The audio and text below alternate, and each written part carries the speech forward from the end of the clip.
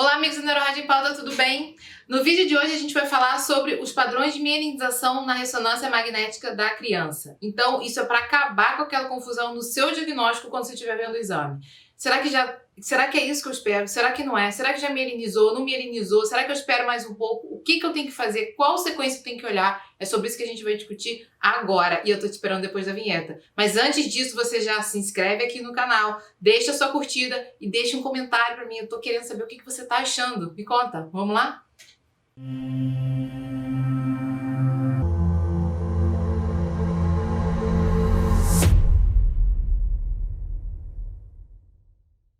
Então hoje a gente vai falar sobre os padrões de mielinização. É óbvio, a gente não nasce com a cabeça mielinizada. A gente sabe que ao longo dos 2 primeiros anos, e isso aí, os neurologistas infantis, neurologistas pediatras, isso já está bem estudado e super bem, e a gente tem sempre que disseminar para melhorar essa troca com as mães, inclusive, de que os 2 primeiros anos da criança são essenciais, porque quando ela está fazendo as sinapses, quando ela está formando, terminando de desenvolver o sistema nervoso cerebral. E isso impacta diretamente na nossa avaliação da ressonância, no seu diagnóstico. Por quê? Porque o padrão não é igual ao do adulto. Sempre a gente fala, olhar uma criança não é olhar um adulto pequeno. Sim, e isso também acontece com a ressonância. Então, saber qual é o padrão, o que eu tenho que esperar em cada faixa etária, e isso eu estou falando principalmente até os 2 anos, depois a coisa muda e fica muito parecido realmente com o que a gente já vê no adulto, mas nesses primeiros 2 anos, então no primeiro 1 ano, tem muita mudança. E isso aí é meio que decoreba? Sim, é meio que decoreba, não tem muito jeito. Eu não vou ensinar nenhuma ciência para vocês aqui que mude completamente a vida, mas eu vou dar uma super dica, que eu acho que é o que fica válido para você lá no seu consultório, na hora que você tiver, meu Deus, não sei se isso aqui já tá direito, não tá, o radiologista não colocou nada no laudo, eu tô vendo uma ressonância sem laudo, então como é que eu vou olhar e ver se aquele diagnóstico tá dentro do acordo, se o padrão de mielinização não vai interferir no meu diagnóstico, ou se, por exemplo, eu tô frente a um padrão de hipomielinização. E aí eu já tenho que pensar numa lista de diagnósticos enormes, naquelas leucodistrofias, em todas aquelas doenças de substância branca, principalmente, que aparecem no bebê, na criança assim que nasce. Então, vamos lá? Essa dica aqui, eu acho que é a melhor de todas. Existe esse atlas e ele é grátis, disponível na internet e vai dar, assim, a base para vocês olharem. Olhou aqui, olhou o exame. Olhou aqui, olhou o exame. É cara crachá total. Não tem muito o que inventar e com o tempo você vai se habituando a gravar e a lembrar os marcos de desenvolvimento, principalmente a cada 3 meses. Então, 0, 3, 6, 9, 12 meses, principalmente nesse primeiro ano. Então, ó, o site, é só vocês botarem Atlas de Mielinização, já vai aparecer, é em inglês. Ele te dá aqui toda a explicação, enfim, o objetivo de você ter uma possibilidade de analisar dessa forma, e aí você coloca aqui, ó, 1 ano, e ele vai te mostrando, assim que nasce, 3 meses, 3 semanas, 6 semanas, 2 meses, 3 meses, 4 meses, ele te dá mensalmente, e até 2 anos, 24 meses. Como eu falei, depois de 2 anos a gente espera que o padrão de mielinização esteja completo. Mas como é feito esse padrão de mielinização? Segue algumas regras? Sim, segue algumas regras. E a gente vai vendo aqui, ó. Quando a criança nasce, para não confundir, ela vai nascer com o cérebro cheio de líquido. Por que cheio de líquido? Porque não tem mielina. Mielina é gordura. Lembra que eu sempre falo aqui no canal, o T1, a substância branca, ela é hiperintensa no T1 porque tem mielina. Se não tem mielina, ela vai ser hipointensa. Então você não pode olhar para uma criança que acabou de nascer, aqueles bebezinhos que por algum motivo fizeram algum déficit, alguma alteração neurológica na primeira semana de nascimento e foram para a ressonância, você vai ver um cérebro desse jeito e tá tudo bem. É isso que a gente quer ver. A gente quer ver um T1, ó. Por que eu sei que é T1? T1 porque o líquor tá preto. Poxa, eu posso me confundir com flare? Pode, porque o flare dá esse aspecto. Então, muito cuidado com a sequência que você está olhando. Nesse momento, você tem que estar com o olho bem treinado para olhar. Não, isso aqui não é um flare, isso aqui é um T1, e no T1 eu estou vendo que eu tenho hipointensidade difusa em toda a substância branca, o córtex aqui está brilhando mais, e tá tudo bem, porque nesse momento aqui eu não tenho mielina, eu tenho água. Se eu tenho água, como é que vai estar o meu T2? Se a gente rola para cima, ó, você já vê que o T2 é muito hiperintenso. é líquido. Então isso a gente não pode olhar e pensar assim, meu Deus, tá cheio de edema. Meu Deus, não mielinizou. Essa criança tem um distúrbio grave de mielinização, de hipomielinização, uma leucodistrofia grave com um início precoce. Não, não é nada disso. Tá tudo bem, é desse jeito que a gente vê. Ah, mas e como eu vou dar esse diagnóstico de leucodistrofia? Muito difícil, porque o que a gente espera na leucodistrofia é que apareça uma imagem dessa, mas uma imagem dessa assim que nasce é normal. Então a gente tem que procurar outros padrões, muitas vezes vai ter que já realmente lançar mão dos estudos genéticos, de dosagens plasmáticas e licóricas de determinadas substâncias, dependendo da hipótese clínica que você tá para avaliação daquela criança. Então, ó, ele te dá aqui alguns marcos anatômicos, que são os marcos principais. O que eu queria destacar é que nesses primeiras semanas, e assim que nasce, o aspecto é totalmente diferente do que a gente está habituado a ver e parece um aspecto de doença, só que não é. O que tem que estar, ele te dá aqui, o que tem que estar mielinizado assim que nasce. Então, o que a gente procura? Mais ou menos aqui essa porção posterior do tronco cerebral, isso já tem que estar hiper no T1. E aí como é que eu vou ver o que está mielinizado, né? Eu vou olhar para o T1. Vou procurar lá no T1 o que está hiper. Tá hiper, eu já sei que tem mielina, tá ok. É o padrão que eu espero para a faixa etária, então tá tudo bem. Basicamente, quando nasce, é essa região aqui que vai estar mielinizada. O tronco e o pedúnculo cerebelar médio. É isso, basicamente, que eu vou ver. A gente já pode ver alguma mínima coisinha aqui de braço posterior da cápsula interna, como a gente vê aqui, ó. Muito pouco, mas já é esperado, ó como brilha no T1. Na verdade, a gente vai até olhar e falar assim, meu Deus, tá brilhando demais, porque o resto tá tão intenso. É isso aí. É por aí que tem que começar. E são basicamente esses dois marcadores mais significativos que a gente tem que ver quando a criança nasce. Adianta olhar no T2? Talvez não. No T2 vai estar o quê? O inverso. Se eu tenho tudo muito brilhante, vai estar hipointenso. Então a gente vai olhar e vai estar ó, com um sinal hipo, onde eu tenho hiper no T1. A minha dica, continua olhando no T1, mesmo nesse início. Problemas disso aqui. Ah, eu vou conseguir identificar a região que tem espessamento cortical? Não, não é o momento da gente dar esse tipo de diagnóstico.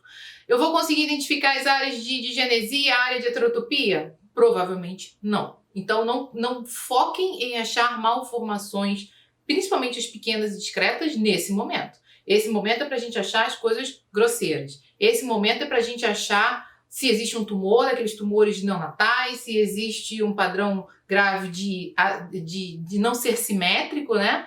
E, portanto, a gente pensar numa doença de um lado ou de outro, se existe difusão restrita, porque difusão restrita não pode ter nunca. Agora, por padrão de sinal, não fiquem procurando esses pequenos detalhes. Isso a gente vai olhar na criança que está mais velha, que tem um padrão de imunização já estabelecido. E isso lá no vídeo de malformações corticais eu deixo isso bem claro para não gerar nenhum tipo de confusão ou expectativa. Vamos olhar a criança aqui, ó, com 6 semanas, 1 mês e meio, né, mais ou menos. Aí a gente já vai esperar ó, mais coisas com o hipersinal no T1. Então, vai aumentar no núcleo denteado, no braço posterior da cápsula interna e já alguma coisa de coroa radiada. Então, o que a gente estava vendo de tronco, ó, já fica bem mais estabelecido, tudo um pouquinho mais hiper. O braço posterior da cápsula interna chama mais atenção, ó. A gente antes só via aquele pedacinho pequenininho, né? Agora a gente já vê um braço posterior mais bem definido e já começa a aparecer aqui na região do trato córtico-espinhal, indo pela coroa radiada, esse hipersinal no T1. Repara como o T1 está menos hipointenso, né? Então a criança nasce com muito líquido. Tá líquido no pulmão, tá líquido no cérebro também. É mais ou menos assim. E esse líquido vai sendo substituído por mielina aos poucos. É óbvio que o padrão habitual, aquele hipersinal no T1 só lá no final. Mas aqui a gente já consegue ver, ó, que tá menos hipointenso, né? Assusta um pouco menos. E aqui na região do trato córtico-espinhal, ó, já começa a ter a projeção do hipersinal no T1. No T2 vai ser a mesma coisa, lembrando que no T2 a gente vai ver como hipossinal. Eu acho que fica mais difícil. A dica é, nessas crianças, no início, olha pro T1. É no T1 que a gente acompanha. Até o primeiro ano é T1.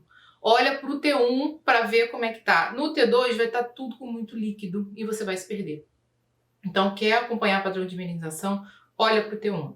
E aí, enfim, não preciso ficar descrevendo isso aqui para vocês, tá tudo escrito aqui, não tem nenhum mistério na avaliação. O grande tchan desse vídeo é trazer realmente essas dicas e alguns bizus, né? Então a gente já vendo aqui, ó, com o tempo vai se tornando mais hiperintenso, vai aumentando essa área de hiperintensidade e algumas dicas gerais do tipo, a mielinização ela vai sendo de posterior para anterior, de central para periférica. Então, de central para periférica, o que isso quer dizer? Eu vou primeiro pegar a substância branca que está juntinho aqui à minha região central e, por último, a minha região periférica. E isso, quando a gente olha lá, por exemplo, nos 9 meses, eu vejo que, ó, eu começo a ir para a substância branca subcortical. Então, quando eu já olho para esse, olha aqui que lindo esse tronco com pedúnculo cerebelar médio, bastante mielinizado. Quando eu vejo aqui, ó, a substância branca posterior já está mais mielinizada. A anterior está menos mielinizada, porque é de posterior para anterior. E quando eu olho centralmente, eu tenho muito mais hipersinal aqui do que na periferia. A minha interface córtico-subcortical ainda continua ruim. Por que ela continua ruim? Porque as fibras em U, as fibras distais, são as últimas a serem mielinizadas. Então, ela vai assim e assim.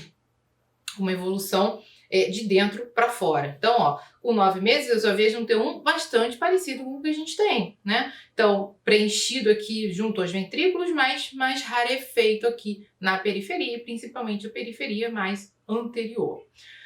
Quando a gente olha aqui no plano sagital, ó, é mais ou menos esse achado que a gente tem e o corpo caloso vai seguir também essa mesma distribuição. Olhem sempre o sagital, que a gente já começa a ter mais condições de avaliar realmente essa interface, essa diferenciação córtico-subcortical. E o T2 a gente vai ter um movimento inverso. Tudo que brilhava tanto vai começar a brilhar menos. E eu vejo bem pretinho aqui o tronco e os pedúnculos cerebelares médios. A gente está vendo aqui a região central, ó, bem preenchida, hipointensa, tá vendo? E depois eu vejo a hiperintensidade, ó, que permanece na região subcortical. E é isso aí, é o esperado.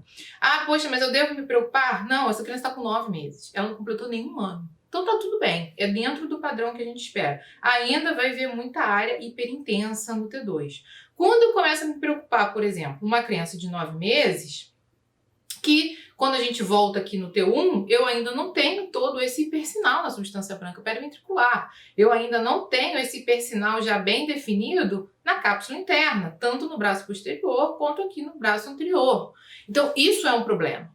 Por isso que a gente tem que saber quais são esses principais marcos. Porque você olhar uma criança de 9 meses, que está hipotônica, que já tem uma alteração neurológica, por exemplo, e eu citei hipotonia, poderia ser outra qualquer, e você olha o padrão de mielinização dela, e eu ainda estou vendo tudo muito hipointenso no T1, tá errado. Poxa, a gente pode dar esse diagnóstico tão precocemente assim? Sim, porque existem os marcos do desenvolvimento da ressonância, do mesmo jeito que existem os marcos do desenvolvimento neurológico. Então, se você espera que a criança com 9 meses comece a engatinhar e ela nem senta, tem alguma coisa errada, a gente espera que com 9 meses a ressonância tenha esse padrão de mielinização. Se não tiver ainda nem mielinização da cápsula interna, nem do tronco bem estabelecido como a gente vê aqui, tem alguma coisa errada, uma coisa confirma a outra. Então, é importante e essa alteração, essa hipomielinização, esse retardo da progressão da mielinização já abre um leque de diagnóstico e tá aí, né? Como você vai prosseguir essa investigação, o que você vai solicitar agora, o que essa criança vai ter que dosar, qual é o tipo de história que você vai guiar. Quer dizer, a ressonância está corroborando o seu achado e está te dando um norte para você seguir no seu diagnóstico diferencial. E quando a gente chega com 12 meses, e aí com 12 meses a criança, né, completou um ano, a gente vai começar a olhar realmente só mais para o T2. Com um ano, o T1 vai apresentar muito pouca diferenciação para o T1 normal. Então, no T1, quando a gente olha o T1 de um ano, a gente já vê basicamente um T1 maduro, vamos dizer assim, totalmente estabelecido, né? Então, totalmente mielinizado aqui, cápsula interna, externa, região subcortical, já é um padrão muito bem definido, muito semelhante ao que a gente vê nas crianças e nos adultos.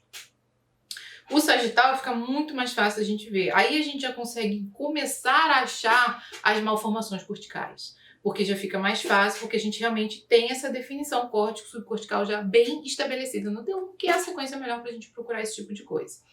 No T2 eu tenho alteração? Também não. Na grande maioria das vezes, a gente já vai ter um T2 muito próximo ao T2 final, vamos dizer assim. A gente ainda pode seguir com essa avaliação da substância branca subcortical, principalmente aqui nas regiões temporais, ou ainda pode ficar um hipersinalzinho. E tem uma zona, que é uma zona que a gente tem que olhar até além dos 2 anos, que é o que a gente chama de zona de mielinização terminal. Onde é isso? É aqui junto aos átrios ventriculares. Então, na zona de mielinização terminal, pode continuar um hipersinal no T2? Pode. Tá tudo bem? Tá tudo bem. Até os 2 anos, e depois dos 2 anos, quando a gente vê aquela sujeirinha, ó, repare que tem uma sujeirinha aqui, bem discreta aqui, periatrial. Quando a gente vê aquela sujeirinha ali, a gente pode falar que o padrão de amenização está habitual, quando a criança tem mais de 2 anos, e que persiste um tênue hipersinal, um T2 na substância branca periatrial, e que isso pode representar zona de amenização terminal. Existem descrições de que isso pode ficar até a adolescência e tá tudo bem. Se a criança não tem nada, se não existe nenhum tipo de sintoma, se na verdade ela veio fazer a ressonância porque caiu e bateu com a cabeça, tá com dor de cabeça, ou porque tem cefaleia, mas não tem nenhum déficit neurológico focal, nenhuma doença a ser investigada, a gente simplesmente considera como uma zona de mielinização terminal que está persistindo ali, mas habitualmente até os 2 anos ela deveria acabar. E aqui ele ainda continua com esse padrão de avaliação até os 2 anos, né? Então, vai dando algumas pequenas dicas do que muda, mas na verdade, a partir do 2º ano, muito pouco muda. A gente vê aqui o T1, ó, com um padrão bem estabelecido, e o T2 também. Sempre ficar de olho mais nessa periferia realmente, ó, porque aqui, por exemplo, a região temporal ainda estava bastante hipomielinizada na periferia, e é isso que a gente espera, né? Do central para o periférico, com esse periférico aos 2 anos já com uma forma completa, podendo persistir essa área, essa persistência de zona de mielinização terminal até um pouquinho mais durante a infância, mas habitualmente até os 2 anos isso também pode se encerrar. Então, no vídeo de hoje a gente mostrou esse padrão que é importante de conhecer, principalmente o pediatra que atende criança muito pequena, tem que ter noção de que até 1 ano a gente tem que olhar o T1 para ver esse padrão de mielinização, depois o T1 fica praticamente normal. O T2 a gente vai ver muito hipersinal, não se assustem, não é edema, não é doença, é simplesmente alteração esperada para a faixa etária. E que existe esse atlas que, assim, é um suporte tanto para você que está lá no dia a dia. Lembrando da regrinha geral de mielinização, central para periférico, posterior para anterior. Então, fazendo desse jeito, as coisas vão funcionar muito bem. Lembrar sempre de olhar no iniciozinho, tronco posterior cerebelo, pedúnculo cerebelar médio e braço posterior da cápsula interna. Isso já tem que começar. E a partir daí, progredir em direção ao trato córtico-espinhal, em direção ao tronco cerebral como um todo e em direção à coroa radial e ao centro semioval como um todo. E as fibras subcorticais periféricas vão ser as últimas e vão acontecer principalmente ao longo do 2º ano. Então, se você gostou, já deixa sua curtida aqui. Não se esquece de se inscrever lá no canal. E eu tô te esperando também lá no Instagram, @NeuroRádio em Pauta. Muito obrigada e até a próxima.